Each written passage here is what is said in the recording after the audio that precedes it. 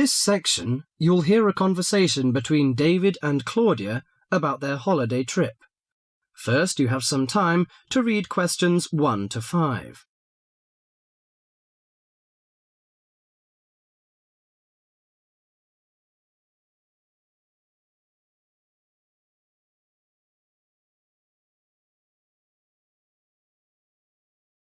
Now listen to the conversation and answer questions 1 to 5. Well, Claudia, our first semester at university is almost over. I can't wait for the holidays. Oh, me too. Why don't we go somewhere far away and forget about lectures and essays and all that hard work? Sounds good to me. How about if we go to the coast? It would be great to do some swimming and surfing. The coast would be good, but let's look at our other options. There are the mountains. They're nice and cool at this time of year. There's also the desert, which I really enjoyed last year. What about going to Sydney? I've never been there, and they say it's a great city to visit. Well, I agree. Sydney would be good, but there are too many tourists there at this time of year, and I'd rather get away from buildings and cars. I vote for the mountains. All right, then, let's do that. Now, we have to decide where we're going to stay and how we're going to get there. Any suggestions? Well, for places to stay, there are the usual places, motels, hotels, and youth hostels. We can go camping too. I'm afraid I'm not a very good camper. I tend to feel a bit frightened sleeping outdoors. All right, we'll forget about camping. So, what do you prefer? Well, since neither of us has a lot of money, I don't think a hotel or motel would be possible.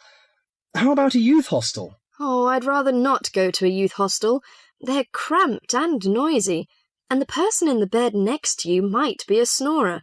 No, I think we should find a small holiday house to rent, and if we get a few more friends to join us, it will be really cheap. Okay. You know, it's the first time for me to travel to the mountains. What do you suggest to take? Mosquito net, I guess. Mosquito net is useful, but I don't want to add more weight to our luggage. So the insect repellent can do, I think.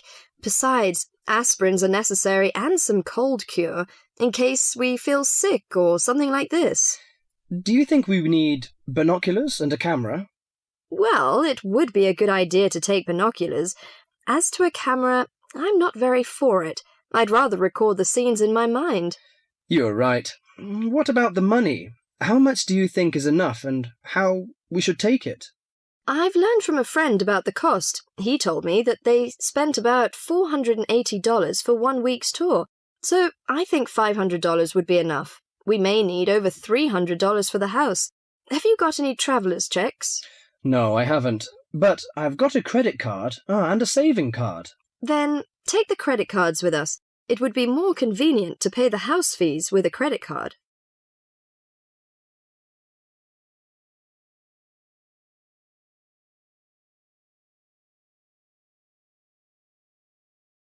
Before the rest of the conversation, you have some time to read questions 6 to 10.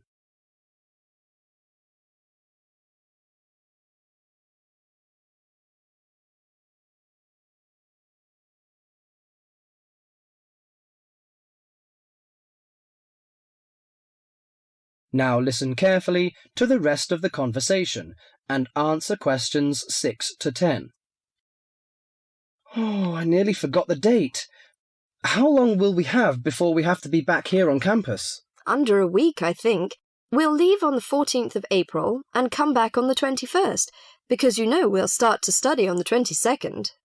Do you know the definite locations of some holiday houses? I suppose it would be nice if we book in advance. Yes. Look at this brochure here.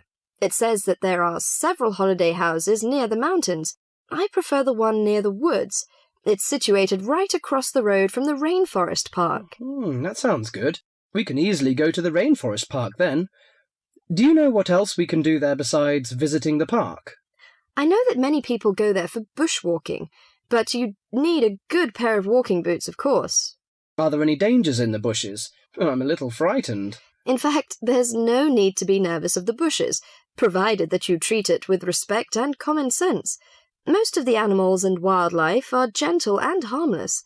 There are venomous snakes to be aware of, but really they're much more frightened of you than you are of them. The other thing is that certain plants can cause irritation if you touch them with bare skin. I see. Well, I can't wait for the coming holiday. That is the end of section 1.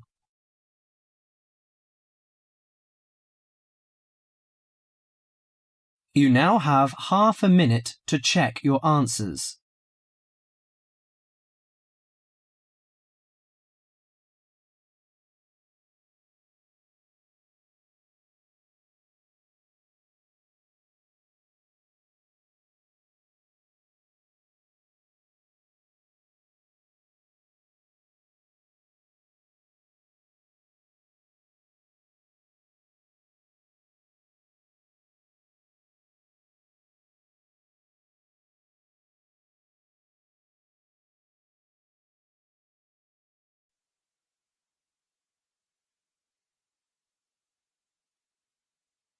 Now turn to Section 2. Section 2. You are going to hear a student arranging to transfer between English classes. She is leaving a message on the Language Department's answering machine. The student's name is Mei Lee. First look at questions 11 to 17.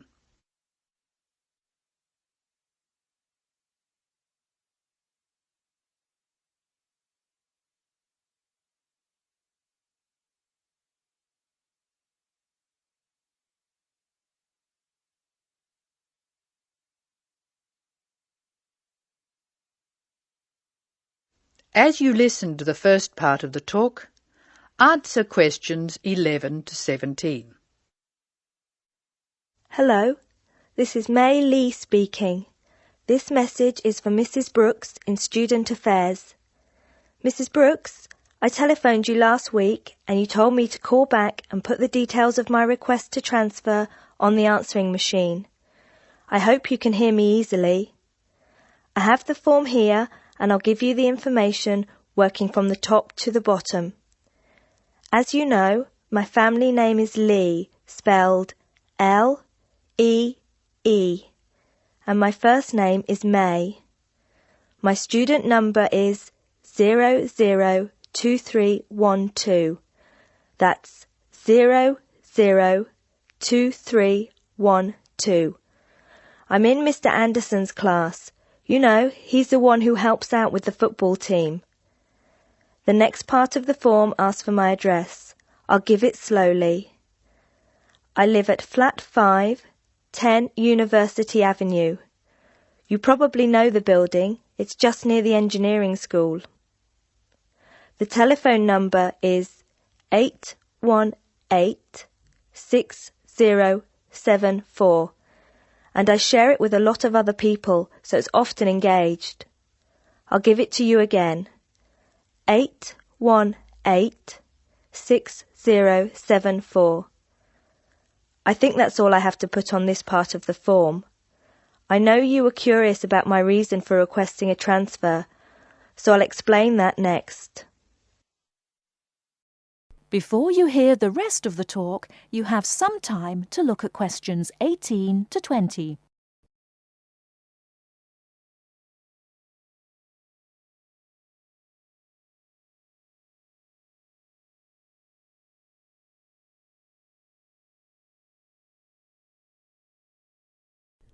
Now listen and answer questions 18 to 20. Now I'll tell you why I want to transfer between classes. Mrs. Brooks, I really like my teacher and my classmates, but I find it very hard not to speak in my own language. I just begin to think in English when the class ends, and I'm surrounded by other people from my country, so it's natural that we all speak in our mother tongue. I have been looking around for a class where there are very few other people from my country, so I'll be forced to use English. The best class I can find is the evening class, which begins at 6 p.m. Most of the students in that class come from countries which speak Spanish, and I can't speak a word, so I must use English. I have an Italian friend in the class, and she tells me there are 2 Hong Kong Chinese, 6 Spanish speakers, and 1 Japanese student. She says most people speak English at the break, although sometimes the Spanish slip into their own language. I checked the class list, and 2 students have dropped out of the evening class, so there should be room for me. Could you please see if I can join the class? I'm not sure what the class number is, but the evening class I want is in room 305 of the Trotter Building. The class I'm in now is next door to the Trotter Building in Prince Tower, so it's very easy for me to find my way to the new class. I'm not going home until late today, so could you please leave a message for me at my friend Margaret's house? Her number is 812-7543, and she has an answering machine. I do hope you can transfer me, Mrs. Brooks. If there is any more information you need, please call me. Thank you very much. That is the end of section 2. You will now have some time to check your answers.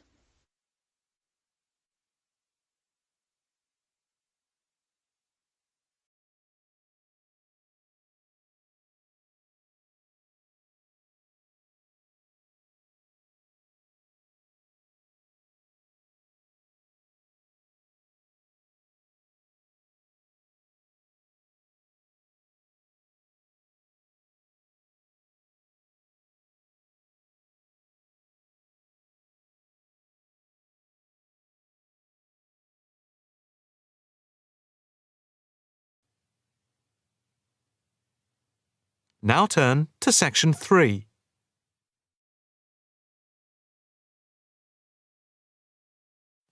Section 3. You will hear a female and a male student talking about the mock exams that they have just taken. First, you have some time to look at questions 21 to 25.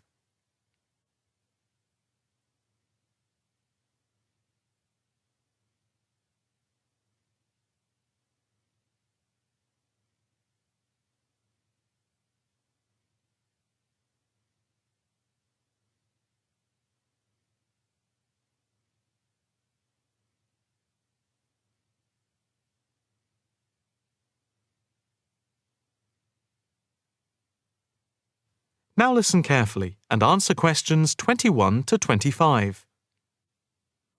So, what did you think of the practice exams last week? You mean the mock exams? Yeah. I thought some of them were tough. They were certainly hard and generally they were very long. Yeah, they were spread over a whole week, which made it impossible to relax. Exactly. But what did you think of each test? Of the 7 exams we did, the least enjoyable for me were the 2 3-hour essay papers. Why didn't you like the essay papers? I'm not particularly good at writing things down like that in a short space of time.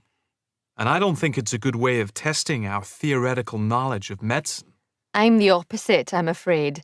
I'm much better in the written essay exams than the other types of tests. But what about the 2 multiple-choice exam papers in basic science and anatomy? They weren't too bad. If you didn't know the answer, all you had to do was guess. That's okay, but I never feel comfortable with guessing.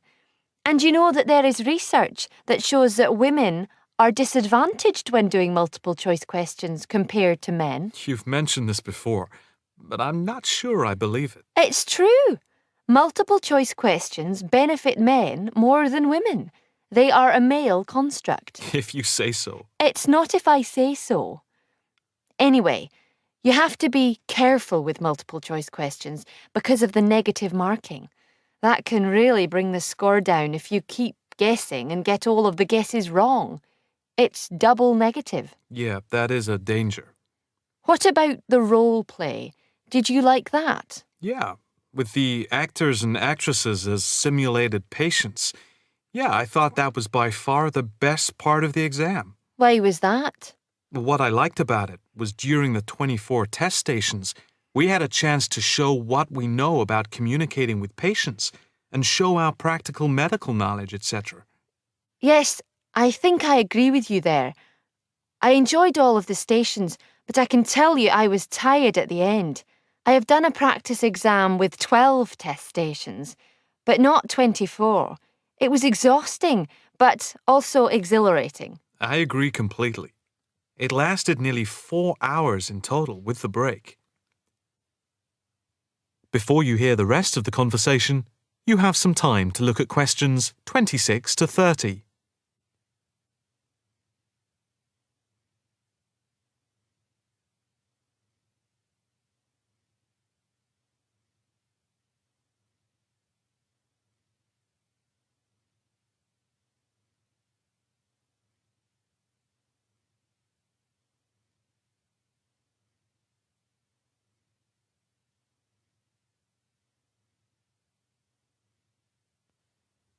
Now listen carefully and answer questions 26 to 30. What did you think of the other 2 exams? The 2 problem-solving tests? I didn't think I was going to handle them very well, but in the end, I think they went better than I thought they would. What I liked most was the test where we had to work in groups of 4, and to solve a problem, we had to prioritise actions. That was very interesting. I'm not sure I did very well in that, though. Did you feel comfortable being in a group of 4 and having 4 examiners watching you as you discussed the problem? We did practice it several times before. You learn to forget that someone is watching you. But some people are better at speaking in group situations like that, and they get the best marks. The test doesn't just assess whether people can talk a lot. It's about showing you can listen, organise your thoughts, and then show you can be part of a team, allowing other people to speak. Well, we'll have to see how it goes. When do the results of the mocks come out? They said next week, and then it's the finals 2 weeks later. Yeah, we've got that to look forward to. What is the policy on resits? Why? Are you planning to fail? No, but, well, you know what I mean. The resits are held in September, and if there is any problem after that, it goes to appeal. We'll just have to make sure we don't fail any part of the whole examination. I certainly wouldn't want to do any of it again. Me neither. It's hard when you are not allowed to fail any of the exams. I bet they don't have that policy in any other subject. Probably not. That is the end of section 3. You now have half a minute to check your answers.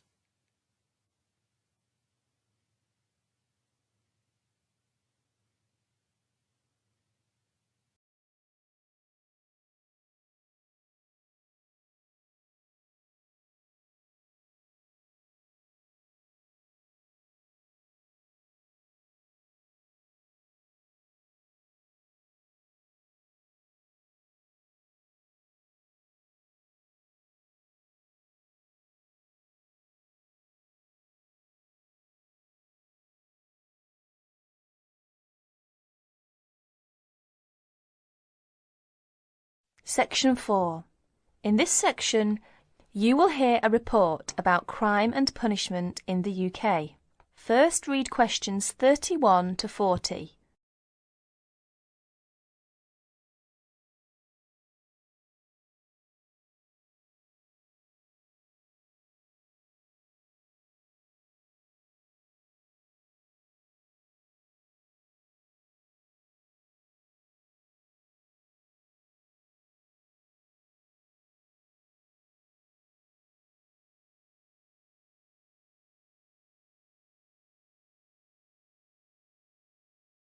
Listen to the report and answer questions 31 to 40. Like many other countries, Britain has experienced a great increase in criminal activity of nearly every kind. Nearly 5 times as many acts of violence were reported to the police in 1997 as 20 years before. Although most burglars are not caught, those who are caught overload the courts and prisons. Although the courts try, in theory at least, to use probation, community service, and other devices to avoid sentencing people to prison. The 50,000 people in prison are more in proportion to the population than in any other Western European countries. Vast sums are being spent on building new prisons, but the prisons are still overcrowded, and the humiliation suffered by their inmates makes rehabilitation difficult. Many prisoners are released early on parole.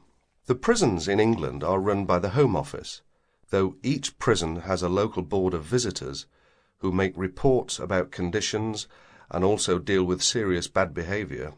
Normally, prisoners are released after serving 2/3 or less of the time for which they were sentenced. But an offence in prison may be punished by the loss of some days of remission. There are several kinds of prisons, including open ones, and some prisoners go out to work in groups outside. Prisoners who want to study for examinations are helped to do so, and there are training courses in prisons. But in practice, some spend little time outside their cells. Most crime is committed by young males, and is opportunist and is not planned by hardened professional criminals, although these do exist in most common people's view. Crime tends to be concentrated in large cities and urban areas. About 94% of offences recorded by the police in England and Wales are directed against property, but only 5% involve violence. Rising affluence has provided more opportunities for casual property crime. In 1977, for example, car crime was only 1/10 of total crime, but this has risen to about 28%. The demand for and supply of illegal drugs had been an increasing factor in the incidence of crime in recent years. Regular crime surveys are undertaken in England and Wales, Scotland and in Northern Ireland. In 1999, a survey in England and Wales asked respondents for information about how crime had affected them in 1998. It estimated a total of 15 million crimes in 1998, the majority of which were against property.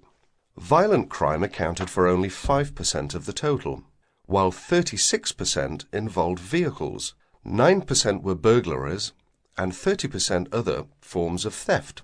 These surveys, the fifth of which is in progress, indicate that many crimes go unrecorded by the police, mainly because not all victims report them. That is the end of section 4. You will have half a minute to check your answers.